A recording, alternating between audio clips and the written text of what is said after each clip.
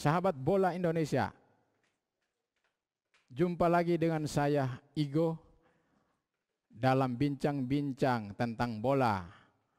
Kali ini hadir bersama saya Bli Agung, founder Go Bola Bali. Nah, secara istimewa dan khusus kita kali ini akan berbincang-bincang dengan Bli Agung tentang revolusi teknologi sepak bola membawa Indonesia menuju Piala Dunia. Nah, Bli Agung, ini sepertinya menarik ini tentang revolusi dan teknologi ada di bola ini ya. Kira-kira menurut Bli Agung, kenapa memilih revolusi, perlu revolusi tentang sepak bola di Indonesia ini? Ya, baik Bang Igo. Jadi pertama saya mengucapkan selamat sore dulu buat sahabat bola Indonesia. Dan tentunya kita juga mengharapkan mudah-mudahan kita semua dalam kondisi yang sehat-sehat ya Bang Igo ya. Iya, siap. Anak-anak Indonesia juga mereka sudah rindu dengan bermain bola di lapangan bola yang dimana kurang lebih hampir 1,5 tahun ya kita dalam masa pandemi di mana beberapa kegiatan memang dibatasin di situ. Oke, jadi ada dua kata menarik Bang di situ. Jadi kalau kita bicara revolusi teknologi sepak bola yang akan membawa Indonesia menuju Piala Dunia, ini ada dua kata yang menarik. Satu revolusi, yang kedua ada teknologi. Nah, pada saat kita bicara revolusi Bang Ego, ini yang penting, yang terpenting adalah bagaimana pemain, orang tua, terus sudah gitu pelatih, manajemen SSB mau merubah mindset. Ini yang kami maksud revolusi. Jadi merubah mindset yang dimana biasanya mereka dalam melakukan latihan bola yang ujung-ujungnya nanti adalah mereka akan tampil di sebuah kompetisi. Nah, di mana selama ini yang kita lihat Bang Ego mulai dari zaman dahulu mungkin sampai saat ini pun baik itu orang tua, baik itu pemain ataupun ataupun kita bicara pelatih, manajemen, mereka menginginkan timnya juara. Betul. Jadi yang dilupakan mereka itu unsur pembinaannya. Nah, ini yang harus kita revolusi, yang harus kita rubah, mindset yang kita rubah. Jadi akhirnya apa? Semuanya yang terlibat di situ nantinya yang berpikir di awalnya apa? Bagaimana kita melakukan program pembinaannya ini? Nah, revolusi pembinaan seperti apa sebetulnya yang diinginkan? Jadi sebetulnya begini, seperti yang saya sampaikan tadi, mindsetnya orang tua, pelatih, manajemen SSB. Nah, itu mereka saat ini fokusnya adalah timnya juara, tetapi bukan pembinaan. Padahal kalau kita bicara di usia 8 tahun sampai dengan 15 tahun, yang harus diutamakan mestinya ya program pembinaannya ini. Jangan dituntut mereka untuk berprestasi dulu. Tapi kembangkan skill individunya, talentanya. Saya yakin Bang, dari Sabang sampai Merauke kita mempunyai begitu banyak potensi. Banyak potensi yang bisa kita kembangkan, anak-anak kita sangat luar biasa. Nah, cuman kalau kita lihat apa? Program pembinaan fundamentalnya ini yang belum berjalan dengan baik. Ini yang jadi masalah kita Bang Igo. Nah, itu sebenarnya program pembinaan yang belum berjalan dengan baik itu tanggung jawabnya sebenarnya kepada siapa? SSBK ataukah Axprofnya misalnya PSSI kah ataukah siapa? Ataukah kalau kita bicara mengenai program pembinaan ya, pada saat kita bicara pembinaan, ya ibaratnya sama kita bicara anak-anak sekolah di sekolah umum. Jadi kita nggak bisa hanya menitipkan anak kita kepada sekolah, tidak bisa menitipkan anak kita hanya kepada guru, tidak hanya bisa kita menitipkan anak kita kepada pemerintah, tetapi atau stakeholder yang lain. Tapi yang paling penting Bang, di sini peran orang tua. Peran orang tua seperti apa sebenarnya? Peran orang tua ini pada saat kita bicara pembinaan Bang, artinya minimal, ya kita paham mungkin tidak semua orang tua suka bola ya, atau mungkin tidak artinya mengikuti bola, sehingga yang dibutuhkan di sini apa? Membantu anak-anak kita itu untuk minimal motivasi, memberikan dia motivasi sehingga memberikan pujian-pujian. Ini yang penting Bang. Artinya jangan berpikir bahwasanya kadang-kadang orang tuanya karena seperti yang saya bilang tadi, ambisinya untuk menjadi berprestasi dan ambisinya untuk menjadi juara, sehingga dia lupa akan memberikan apresiasi kepada anaknya. Yang terjadi di lapangan adalah anaknya salah terus Bang. Nah, ini program ini kan kalau saya boleh bilang ini sangat-sangat mendasar sekali. Itu yang pertama. Nah, banyak hal lagi yang memang keterlibatan nanti pada saat kita bicara pembinaan di situ. Tapi sebelum kita bicara ke pembinaan, jadi kembali lagi fokus kita adalah revolusi dulu, rubah mindset. Ya. Jadi seperti yang saya bilang, mungkin abang punya anak, jangan dituntut anaknya untuk berprestasi dulu, tetapi yang perlu dilakukan adalah bagaimana si anak mengeluarkan kemampuan terbaiknya tanpa beban, tanpa apa istilahnya, tanpa tekanan. Jadi dia benar-benar berekspresi di situ. Kira-kira seperti itu ya, kita bicara revolusi, Bang. Ya. Nah, itu berarti perlu dorongan, support, motivasi dari orang tua ya. Betul.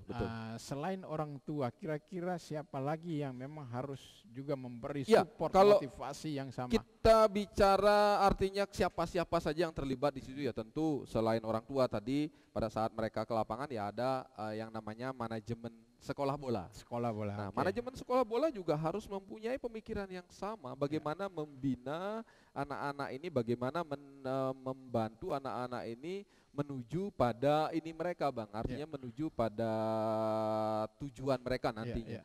Jadi yang itu yang penting bagi SSB. Nah, setelah SSB ada lagi yang namanya manajemen pelatih di situ, kepelatihan. Nah, jadi yang kita bicara di sini ya pelatih mempunyai peran yang sangat penting, bagaimana mereka bisa memberikan program pelatihan ini berdasarkan kelompok umur. Nah, jangan bicara misalnya anak-anak yang baru usia 8 tahun mereka sudah diajarkan strategi. Wah, itu udah enggak ini. Jadi ini benar-benar di pelatih sekarang ini kan sudah rata-rata, kalau kita bicara eranya sekarang, Bang Ego, sahabat bola Indonesia ya. Jadi kita bicara pelatih sudah dituntut dengan program yang dibuat oleh PSSI, yaitu program Pilanesia. Di situ programnya sudah sangat jelas. Dan kalau kita bicara lagi yang lebih skup lebih luas, Bang Ego, saya pernah membaca di kurikulumnya FIFA. Di mana anak-anak usia 6 sampai dengan 12 tahun itu mereka diminta untuk bermain secara riang gembira, fun. Nah, selama ini apa yang terjadi? Yang kalau kita lihat ya banyak sekali, mungkin entah itu dibuat sebuah kompetisi, entah itu di sebuah latihan, entah itu dibuat sebuah uji coba. Banyak sekali kita melihat anak-anak kita udah kehilangan fun, sudah kehilangan kegembiraan di sana. Kenapa? Yang saya bilang tadi itu, Bang. Karena apa? Karena kita sebagai orang tua, kita sebagai pelatih, kita sebagai manajemen SSB menuntut mereka agar bisa juara. Nah, ketika kehilangan fun, itulah eksplorasi anak terhadap kemampuan diri sendirinya menjadi terkendala atau terhambat ya kira-kira. Jadi betul. Jadi mereka nggak akan bisa mengeluarkan ini yang terbaik karena dengan tekanan yang tadi gitu. Jadi kalau misalnya sudah dia dengan riang gembira, nah disinilah di fase ini mestinya baik itu orang tua, baik itu pelatih, baik itu manajemen SSB memperhatikan. Dari sekian banyak anak yang dilatih oleh seorang pelatih itu, berapa sih yang punya potensi? Apa sih yang menjadi kelebihannya mereka? Ini yang mestinya diperhatikan. Jadi bukan wah ini tim saya harus membuat tim yang bagus sehingga juara. Setelah saya juara nanti banyak anak-anak SSB yang anak-anak yang mau bergabung di SSB. Nah gitu yang terjadi di belakang. Saya lihat mau dari Sabang sampai Merauke sama seperti itu. Jadi mengejar kuantitas daripada ini ya. Betul Bang. Oke, Bli Agung dan sahabat bola Indonesia, itu revolusi mindset menjadi sesuatu yang perlu dan penting untuk kalau kita mau pingin dunia sepak bola kita maju dan kita bisa menyambut atau menyongsong Piala Dunia yang akan datang. Iya, kalau saya bicara memang harus ada perencanaan, Bang. Jadi kita nggak hanya bisa bicara, nanti Indonesia masuk Piala Dunia 10 tahun ke depan, 20 tahun, 50 tahun ke depan, nggak bisa. Jadi harus ada progres.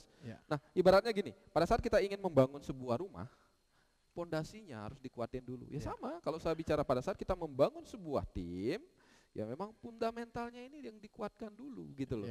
Nah, sehingga kalau kita bicara di sekolah umum, anak-anak itu yang difokuskan pasti di mana? Pada saat SD-nya, Bang.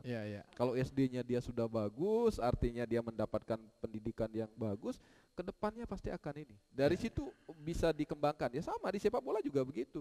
Di usia 6 sampai 12 tahun disinilah yang betul-betul kita kuatkan dulu. Apakah itu dikategorikan sebagai usia emas untuk mengeksplorasi kemampuan?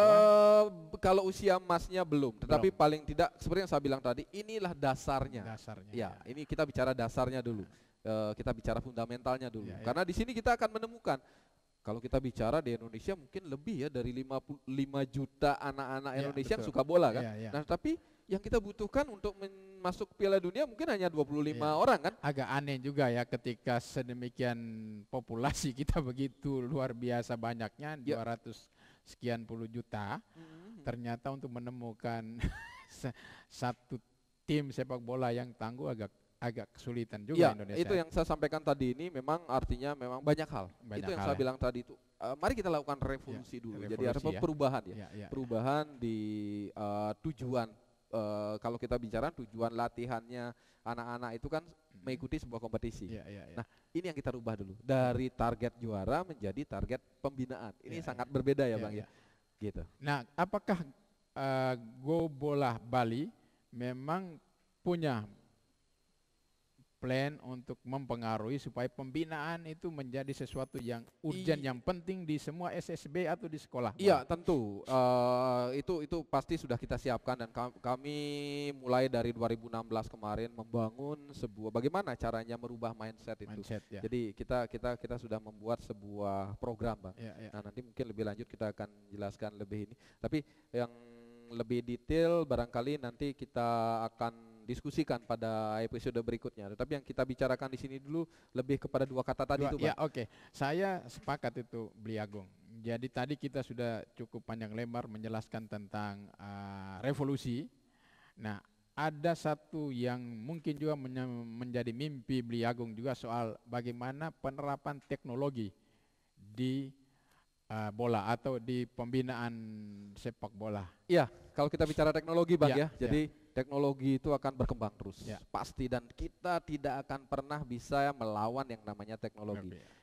Yang terjadi adalah kita harus mengikuti, Bang, teknologinya Ya. ini. Kita harus mengikuti teknologi.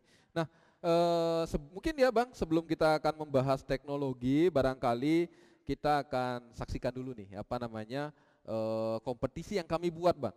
Nah, kami sudah membuat kompetisi dari tahun 2016 yang namanya IFC, itu IFC, International Football Championship. Ya. Dan kebetulan pesertanya itu tidak hanya tim-tim dari Bali, dari Indonesia, bahkan sudah ada dari luar negeri. luar negeri sudah ada. Oh ya. Kita saksikan sebentar ya. Oke, silakan. baik. Ya.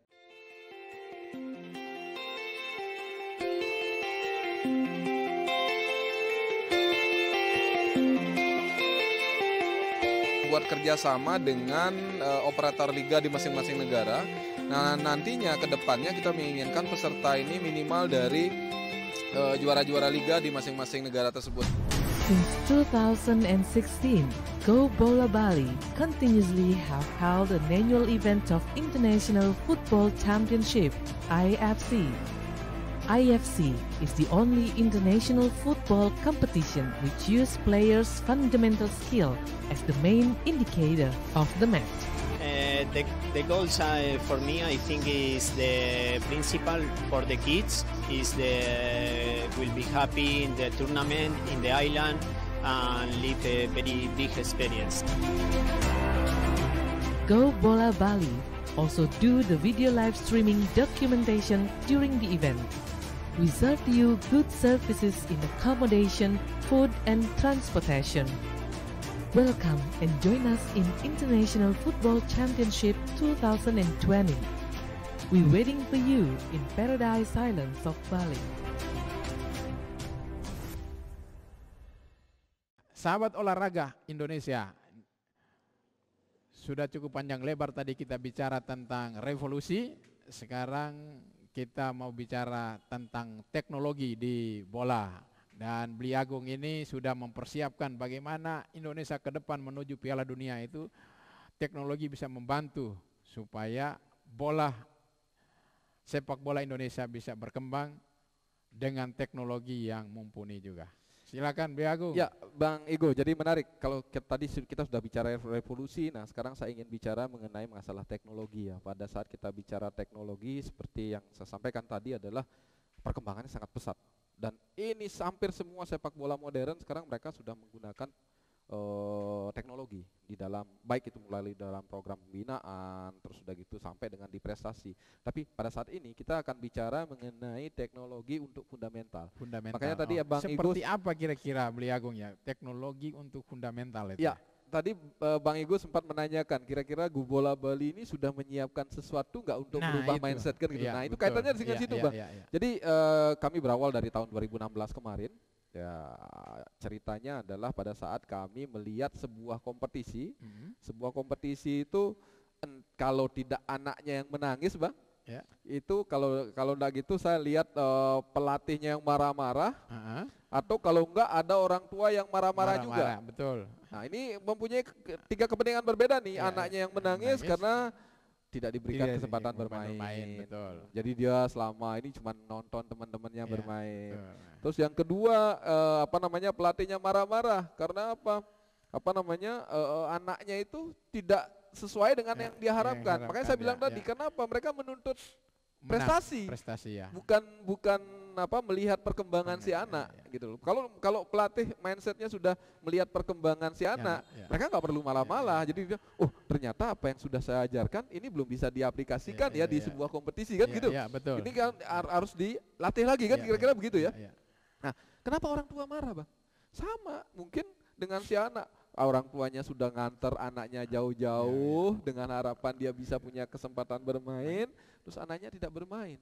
Nah bayangkan kalau misalnya Abang jadi orang tua nganter anaknya sampai ke kecewa memang. Iya, itu Bang, itu yang terjadi. Nah dari situ Bang, akhirnya saya berpikir, ini ada sesuatu yang salah nih di sini.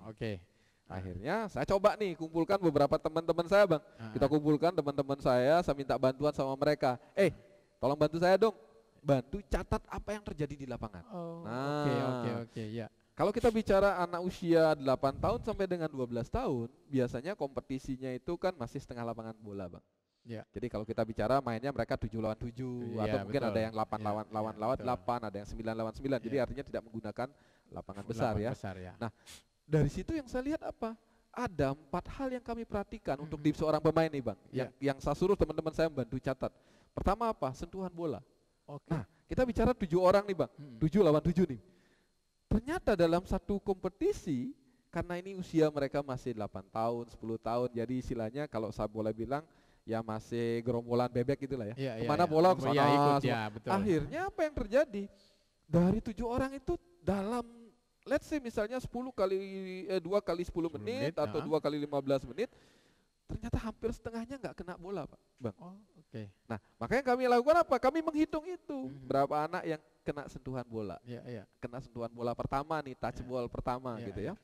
Terus yang kedua, dari dia punya dapat sentuhan bola itu akan ada 3 kegiatan yang dia bisa lakukan. Pertama apa?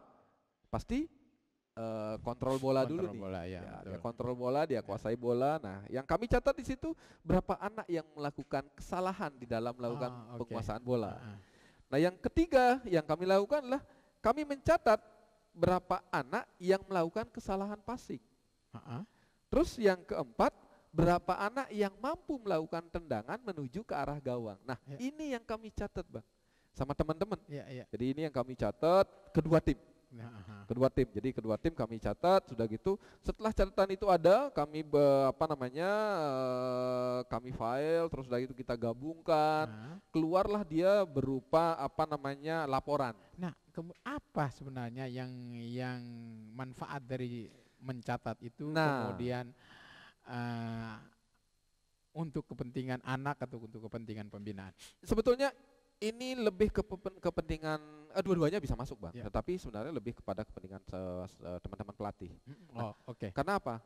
Kita tahu mereka tidak akan bisa mengcapture Bang. Artinya mereka tidak akan bisa mengingat kejadian-kejadian yang terjadi di lapangan ya. Tentu pasti apalagi dalam satu hari Abang bisa saksikan anak-anak bermain dari babak penyisihan sampai dengan final itu bisa sampai main 5 kali. Jangankan dia mengingat kejadian ini di lapangan, dia tanyain skor aja dari pertandingan pertama, kedua, ketiga dan seterusnya itu dia nggak akan ingat Pak. Maka dari itu, jadi di catatan ini yang kami lakukan adalah membantu teman-teman pelatih untuk mengingat. Oh ternyata saya mempunyai 12 pemain yang saya ajak. Ini yang sudah melakukan, udah dapat touch ball, ini yang banyak melakukan kesalahan passing, ini yang banyak melakukan kesalahan kontrol, ini yang sudah melakukan tendangan ke arah gawang. Akhirnya apa? Begitu mereka selesai mengikuti sebuah kompetisi, yang terjadi adalah mereka punya bahan untuk membuat program latihan pada sesi-sesi berikutnya. Kira-kira itu Bang. Nah, cuman ini kayaknya waktu kita di episode ini sudah ini, jadi mungkin ini masih menarik sih sebetulnya. Memang sangat menarik karena saya sebenarnya masih ingin banyak bertanya tentang teknologi ini, kepentingan untuk pelatih dan bagaimana mereka kemudian mengembangkan teknologi ini untuk kepentingan anak. Nah, memang menarik Bli Agung. Jadi ya nanti kita akan sambung lagi di edisi yang episode berikutnya ya Bang. Ya, jadi sahabat bola memang harus bersabar ya mengikuti program kita ini. Jadi ya mudah-mudahan apa yang kita diskusikan nanti ini kami menginginkan program ini betul-betul berjalan sesuai dengan ada ceritanya Bang. Akhirnya bagaimana nanti ujung-ujungnya teknologi ini, revolusi teknologi ini akan membawa Indonesia menuju Piala Dunia. Sahabat bola Indonesia ini tetap akan menarik dan saya yakin pasti akan menarik.